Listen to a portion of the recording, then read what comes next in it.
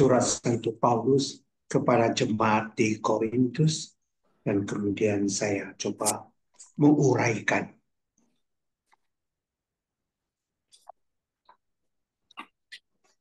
Bacaan dari surat kedua kepada jemaat di Korintus.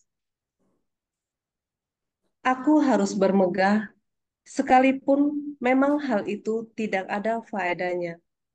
Namun demikian, aku hendak memberitakan penglihatan-penglihatan dan pernyataan-pernyataan yang kuterima dari Tuhan. Aku tahu tentang seorang Kristen 14 tahun yang lalu. Entah di dalam tubuh, aku tidak tahu. Entah di luar tubuh, aku tidak tahu. Allah yang mengetahuinya. Orang itu tiba-tiba diangkat ke tingkat yang ketiga dari sorga. Aku juga tahu tentang orang itu. Entah di dalam tubuh, entah di luar tubuh, aku tidak tahu. Allah yang mengetahuinya. Ia tiba-tiba diangkat ke Firdaus, dan ia mendengar kata-kata yang tak terkatakan, yang tidak boleh diucapkan manusia. Atas orang itu, aku hendak bermegah, tetapi atas diriku sendiri, aku tidak akan bermegah selain atas kelemahan-kelemahanku. Sebab sekiranya aku hendak bermegah juga, aku bukan orang bodoh lagi, karena aku mengatakan kebenaran. Tetapi aku menahan diriku, supaya jangan ada orang yang menghitungkan kepadaku lebih daripada yang mereka lihat padaku, atau yang mereka dengar daripadaku. Dan supaya aku jangan meninggikan diri, karena pernyataan-pernyataan yang luar biasa itu, maka aku diberi suatu duri di dalam dagingku, yaitu seorang utusan iblis untuk mengocok aku, supaya aku jangan meninggikan diri. Tentang hal itu, aku sudah 3 kali berseru kepada Tuhan, supaya utusan iblis itu mundur daripadaku. Tetapi jawaban Tuhan kepadaku, cukuplah kasih karuniaku bagimu, sebab justru dalam kelemahanlah kuasaku menjadi sempurna. Sebab itu, terlebih suka aku bermegah atas kelemahanku, supaya kuasa Kristus turun menaungi aku. Karena itu, aku senang dan rela di dalam kelemahan, di dalam siksaan, di dalam kesukaran, di dalam penganiayaan, dan kesesakan oleh karena Kristus.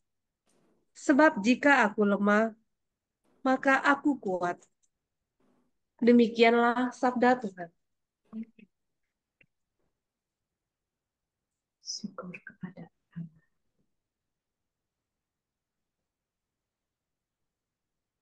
Saudara-saudara yang terkasih, biasanya manusia hidup di dunia ini suka membanggakan apa keistimewaannya, apa kelebihannya terhadap orang lain. Misalnya kita seringkali bicarakan tentang kekayaan. Orang bangga atas kekayaan yang dia punya. Ada orang yang bangga atas ketampanannya, wanita bangga atas kecantikannya, orang lain bangga atas kuasa yang ada pada dia, yang lain bangga atas kemampuan yang diberikan Tuhan kepada dia, pangkat yang ada, kedudukan yang ada, pendidikan yang ada, prestasi yang ada. Itulah biasanya dibanggakan orang. Tetapi kita melihat Paulus bicara yang lain kepada kita. Ia justru bangga atas kelemahannya. Heran bahwa Paulus ini bangga atas kelemahannya. Dalam surat yang kedua kepada orang Korintus, Tuhan berkata, Justru di dalam kelemahanmu lah kuasaku menjadi sempurna. Faktanya kita melihat memang saudara-saudara, bahwa orang-orang di dunia ini seperti kita ini suka bangga atas kehebatannya, prestasinya. Tetapi manusia seperti kita ini pun seringkali menutup-nutupi kelemahannya, menutup dosanya. Karena apa? Karena orang memang malu terhadap semua kegagalan, semua keadaan yang kurang baik itu. Orang coba menutupinya. Tetapi apa yang terjadi? Akibatnya, satu, orang bisa menjadi overacting, salah tingkah.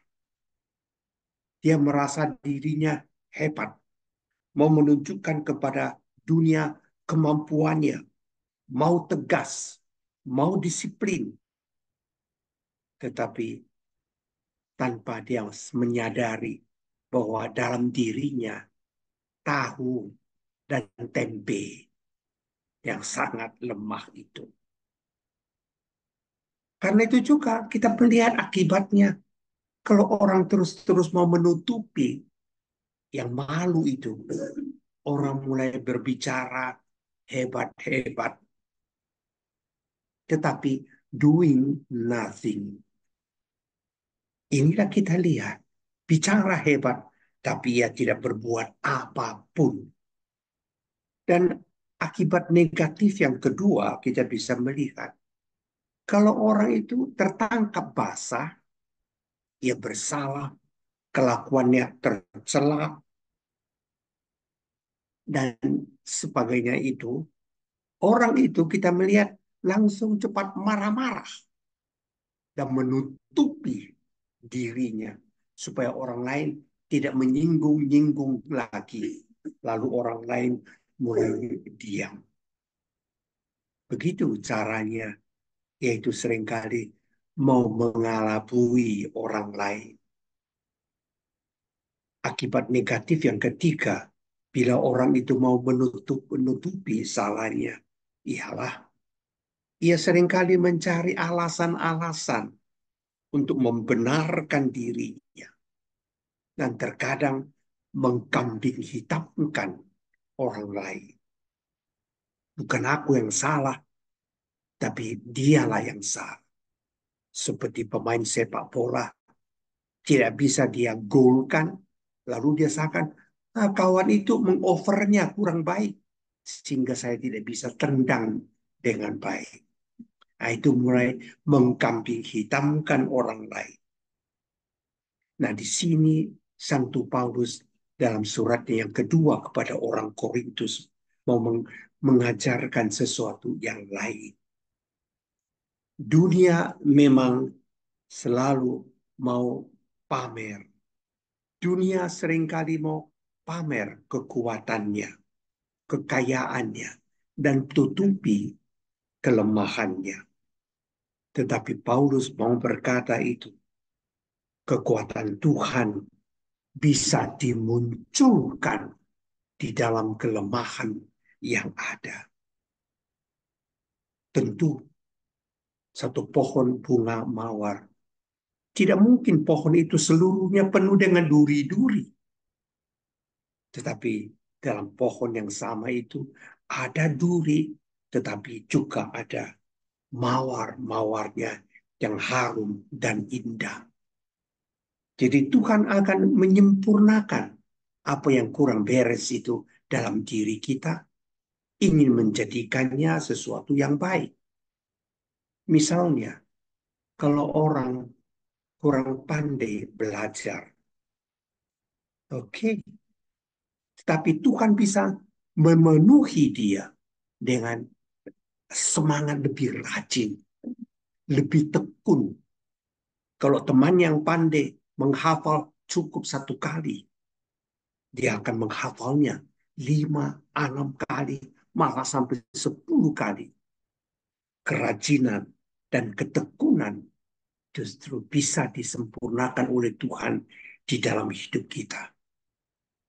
Dan seandainya orang mengakui dirinya, aku kurang berbakat. Orang yang kurang berbakat itu bisa disempurnakan Tuhan.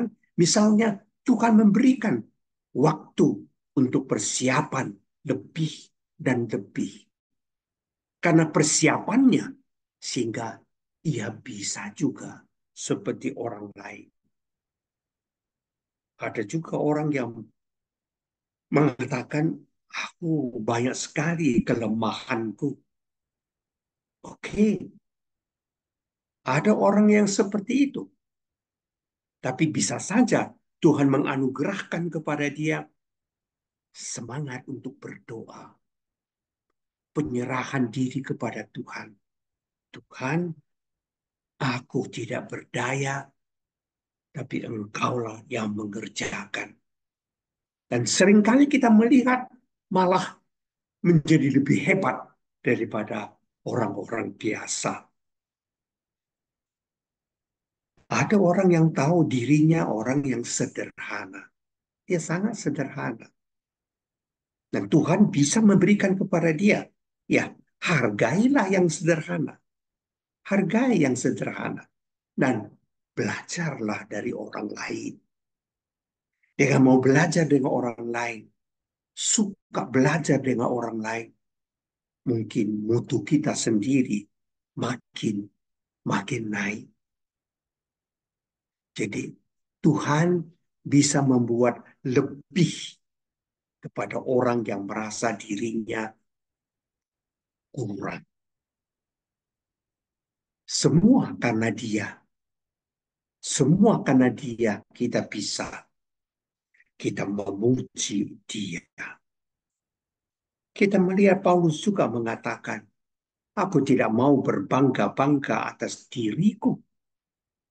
Aku berani dan mau dan lebih suka bangga atas kelemahanku. Aku tidak mau lagi menjadi orang tertawaan bagi orang lain. Aku bukan bodoh lagi, katanya kepada 2 Korintus itu. Nah, kita melihat apa yang terjadi.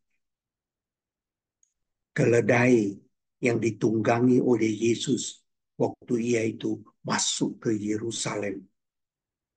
Keledai itu dinaiki oleh Yesus. Orang menghamparkan pakaian, orang mengambil ranting-ranting dari palam dan melambai-lambaikan pada Yesus. Hosana, Hosana. Keledai itu yang melihat Yesus dielukan, dia mengira orang menghormati dia, mengelukan dia, sehingga ia pun turut berbangga.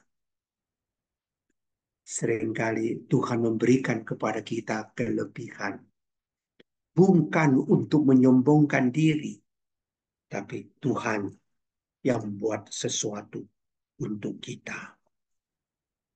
Sekali ada sebuah pesawat kecil, dan itu baru naik take off. Di dalam pesawat itu ada 4 orang.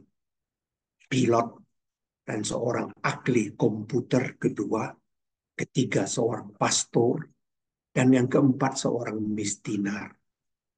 Begitu pesawat itu sedang naik, terjadilah kemogokan. Dan di dalam pesawat itu 4 orang, tapi parasut yang yang ada cuma 3.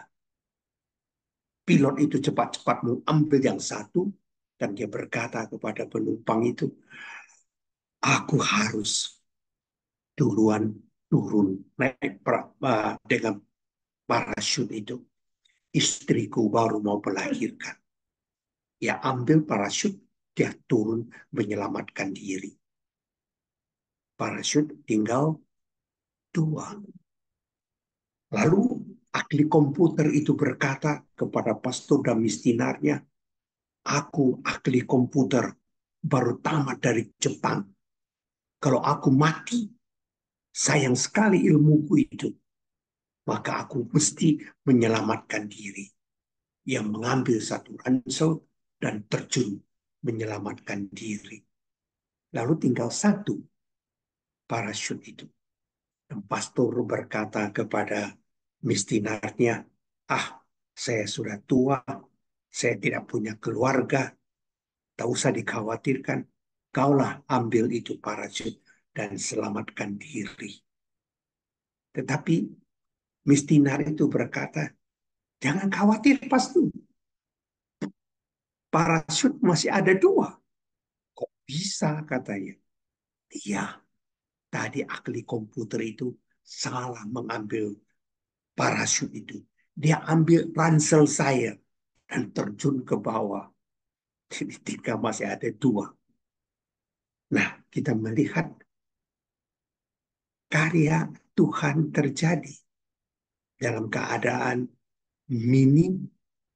Tuhan memberikan bantuan kepada kita. Maka Santo Paulus berkata kepada kita, tidak usah malu atas segala kegagalan, kekuranganmu yang ada. Tuhan akan memberikan kekuatan bagi kita. Ini kita melihat. Tuhan akan memberikan yang lebih kepada kita. Semuanya diberi karena Dia amat baik. Santo Paulus juga dalam pengalamannya kepada jemaat-jemaat yang dia layani. Misalnya orang Korintus, orang yang sangat kritis, selalu mencela dia. Sedangkan jemaat di Filipi sangat bangga akan Paulus. Misalnya, Santo Paulus mengalami juga. Mereka mengatakan, Paulus, engkau tidak mempunyai ya supernatural. Artinya, mukjizat-mukjizat dari Tuhan engkau tidak punya. Nah, waktu Paulus menulis 9 karunia Roh Kudus itu, sebenarnya 9 karunia itu semuanya ada pada Paulus. Misalnya karunia penyembuhan, karunia meramal, karunia bernubuat. Semua itu ada pada Paulus. Paulus mempunyainya. Dan waktu dia itu dituduh tak punya ya karunia supernatural, ya diam saja. Ia tidak tersinggung, ya diam. Dan Tuhan memang melengkapi segala-galanya. Paulus mengatakan di dalam suratnya tadi kepada orang Korintus, aku tidak mau lagi menjadi tertawaan orang. Aku tidak mau lagi menjadi orang bodoh. Seolah-olah aku hebat. Karena dia mau mengatakan iblis seringkali bisa mengecoh kita. Kita dipuji orang. Nah, iblis mulai memainkan. Hebat ya kau. Dan seterusnya memuji. Lalu kita bisa menjadi turun dan jatuh. Iblis seringkali bisa ya membuat kita menjadi terkecoh. Saudara-saudara terkasih, maka dari itu kita melihat saudara-saudari, kalau keluarga kita tidak terlalu mulus, ayah kita, ibu kita, saudara-saudari kita, mungkin tidak begitu mulus jalannya, jangan putus asa. Kalaupun dalam keluarga kita, saudara-saudari kita tidak berjalan dengan baik, hidup serempangan, jangan juga ambil pusing. Jalankan terus. Tak usah malu. Tidak usah juga menjadi putus asa. Tuhan itu sedang merenda dalam keluarga kita. Masih ingat akan nyanyian itu? Tangan Tuhan sedang merendah suatu karya yang amat mulia, saatnya akan menanti kulihat pelangi kasihnya. Tidak usah putus asa. Jalan terus. Tuhan sedang merendah dalam keluargamu. Tuhan akan membuat sesuatu yang baik. Dari sebab itu, saudara-saudari terkasih, bergantunglah pada Tuhan. Dia akan menunjukkan jalan kepadamu. Dalam kelemahanmu, dia akan mendemonstrasikan kehebatannya di dalam dirimu. Jangan pernah takut. Lihat, misalnya pada tahun 1818, di satu gereja tua di Austria, seorang pastor masuk. Dia itu komponis yang mengarang lagu dan ini dan itu. Dia masuk ke gereja tua itu. Organ yang satu-satunya milik gereja itu, tutsnya tidak berbunyi lagi. Gereja amat miskin. Tidak ada apa-apanya. Dan dalam kemalangan seperti itu, dalam ketiadaan seperti itu, komponis itu duduk di meja. Justru pada waktu itu, ia menghasilkan suatu karya seni yang luar biasa. Tahu apa yang dia karang waktu itu? Semua tahu. Malam terang, sunyi senyap, silent night, holy night. Sekarang di seluruh dunia memakai lagu itu. Dan lagu itu justru dikarang pada masa yang tidak ada apa-apanya. Kekurangan apa-apa. Dan dia itu dapat menghasilkan, Tuhan dapat menghasilkan sesuatu yang indah sampai saat ini. Ya, inilah karya Tuhan yang luar biasa. Dan lihat, seorang perempuan namanya Wilmar, orang negro. Dia terlahir dengan cacat karena polio. Tetapi Wilmar mau, ia bisa berlari. Tiap hari ia berlari dan berlari. Dan akhirnya pada satu olimpiade, ia masuk, mendaftarkan diri untuk lari sprinter 100 meter. Dan Wilmar mendapatkan juara, champion 100 meter lari cepat. Padahal dia dulu itu seorang cacat, penderita polio. Karya Tuhan. Dalam kelemahan, Tuhan menyempurnakan. Dalam kelemahan, Tuhan mendemonstrasikan apa yang ada. Lihat kembali, saudara-saudari. Misalnya, William Shakespeare. Ia seorang pujangga yang luar biasa dari Inggris. Tetapi siapa dia? William Shakespeare dulu tukang cat yang miskin. Setiap surat kabar yang ada dia ambil, dia baca, dan dia baca. Dan akhirnya ia menjadi seorang kesohor, pencipta syair dan sandiwara yang istimewa. William Shakespeare. Sekali lagi, ini karya Tuhan bagi kita semua. Maka itu saudara-saudara, tidak ada perlunya kita mesti malu terhadap kekurangan kita. Mungkin saja kegagalan kita. Karena malu dan sombong itu cuma beda-beda tipis. Karena sombong, orang tidak berani mencoba. Kalau dia tidak pernah mencoba, tidak pernah akan hasil. Dan kita melihat, ia takut diremehkan orang. Ia takut itu dicemooh oleh orang. Karena itu ia malu. Jadi malu dengan sombong itu beda-beda tipis. Iya, karena ia terus-terus sombong, ia semakin terpojok. Karena sombong, ia semakin hilang dirinya. Saya kenal orang cacat. Dulu dia itu tidak mau bergaul dengan orang lain.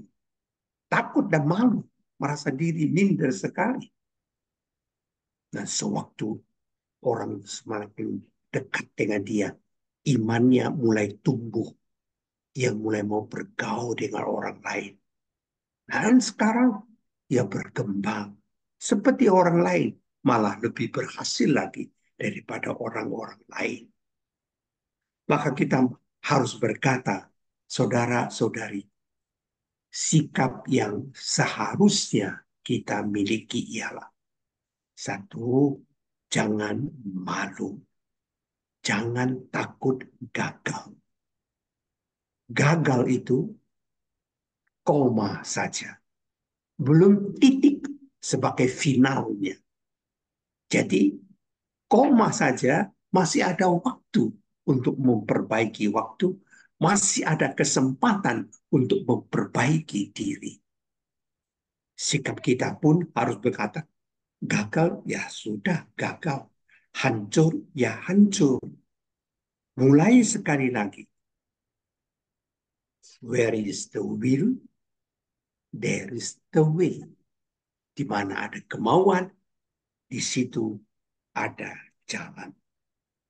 Saudara-saudara terkasih, Tuhan bisa menulis lurus pada garis yang bergelombang-gelombang. Tuhan dapat mempergunakan yang rusak itu jadi sesuatu yang indah.